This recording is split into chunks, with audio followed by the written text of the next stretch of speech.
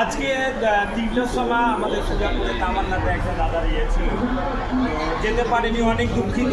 ওই জন্য দাদার লাইভ দেখে আমি চলে এসেছি দাদার সঙ্গে দেখা করতে।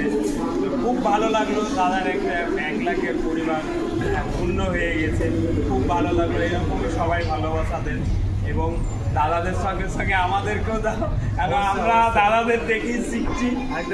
অবশ্য বিষয়টা হচ্ছে এখানে ভাই এখানে চলে এসছে, মানে আমি আসলাম একটু ফুড কোর্টে, ভাই এত বৃষ্টি পড়ছে বাইরে, তাও এখানে মানে আমার জন্য ওয়েটিং আছে।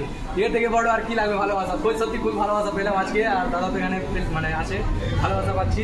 আর এখানে আমার জন্য কি নিয়ে এসছে দেখতে পাচ্ছি আমি।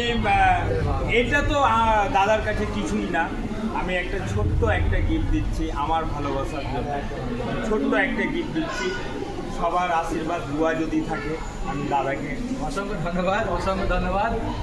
আর সুজাপুর টিভির নাম লিখে আছে কিন্তু, দারুণ কিন্তু। হ্যাঁ, অসংখ্য ধন্যবাদ দাদা, অসংখ্য ধন্যবাদ। এভাবে আপনারা পাশে থাকবেন। আর ভাইকে একটু বেশি বেশি আমার একটা ছেলে একটা বাড়ি অ্যাকচুয়ালি আমার বাড়ি গিয়েছিল একবার, ঠিক আছে? তো আমার ইন্টারভিউ নিয়েছিল, আশা করি আপনারা দেখেছেন। আর এই ভিডিওটা বেশি বেশি করে লাইক করবেন, শেয়ার করবেন, ঠিক আছে? অবশ্যই।